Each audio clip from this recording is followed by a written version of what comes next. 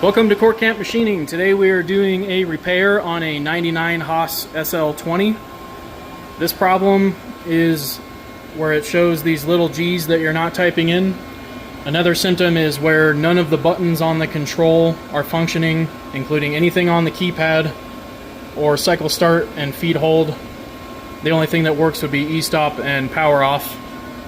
Another symptom is while you're holding down the X and Z jog for the probe, it will not automatically travel to touch. It just doesn't work. And these problems are intermittent, where sometimes the machine will run and then it'll immediately stop, work again. So the solution to this problem, I found it on Practical Machinist, and it has to do with a capacitor in the rear of the machine. So let's go take a look at that.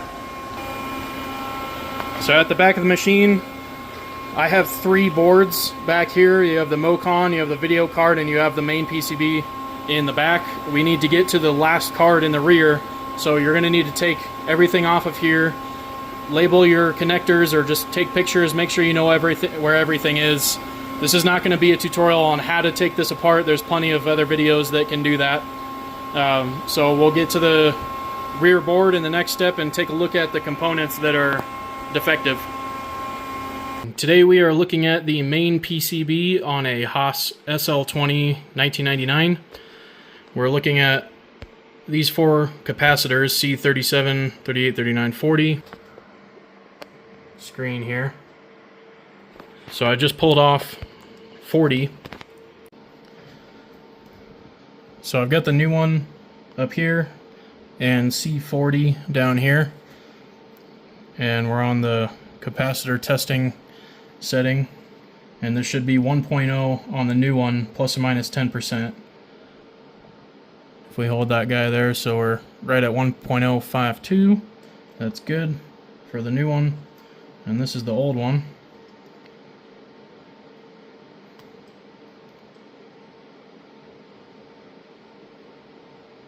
So we don't really get a good reading of much of anything. Try it around the other way.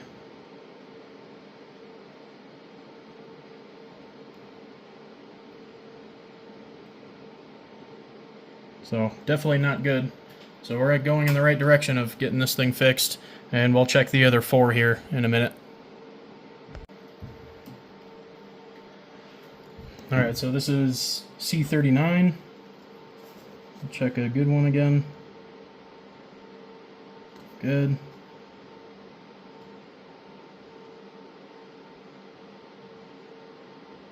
So C39 is a good one, but we'll replace it anyway.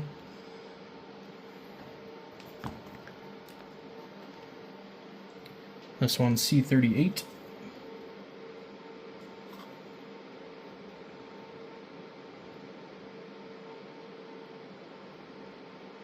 C38 is also good.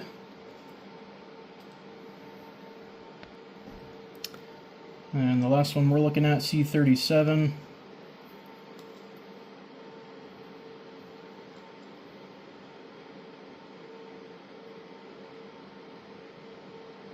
C37 also checks good. So it looks like C40 is the only problem. We'll check that one again.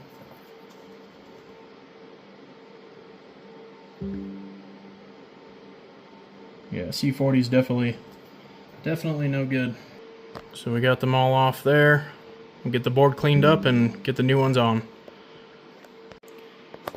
Alright, so now we got all 4 or 8 pads repaired with new solder, and those 2 little joints on 37 and 40 are also set up good. So now let's stick the new capacitors on. Alright, so we got the new ones in place. There's the old ones. Now we just got to put everything back together and see if it works. At the same time, I'm also putting in a set of new batteries and one of these HAAS upgraded boards so that I can easily change the battery in the future. This is where I got the capacitors from. It's from Mauser Mouser Electronics, however you say that. There's the part number. I'll also put that in the description. I went ahead and got 20 of them, even though you only need 1 or 4 if you replace all of them. They're really cheap. This company seems to be pretty good. I've never heard of them, but they seem to be quite reputable, and they're in the United States and they ship very fast. So there's no issue with ordering from this website. Alright, now we've got the machine back together. While I was at it, I added this backup battery pack to make changing batteries easier. The actual battery in the socket on my board that has a removable battery, I pulled that out while this was plugged in and left that one unplugged, so now I can easily change my batteries. So I've had the machine on for about 30 minutes and I haven't had any little G's show up, and all the buttons work on the machine, as well as when we probe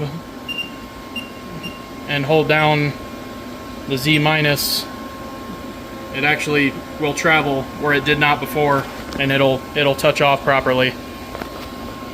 So hopefully this helps.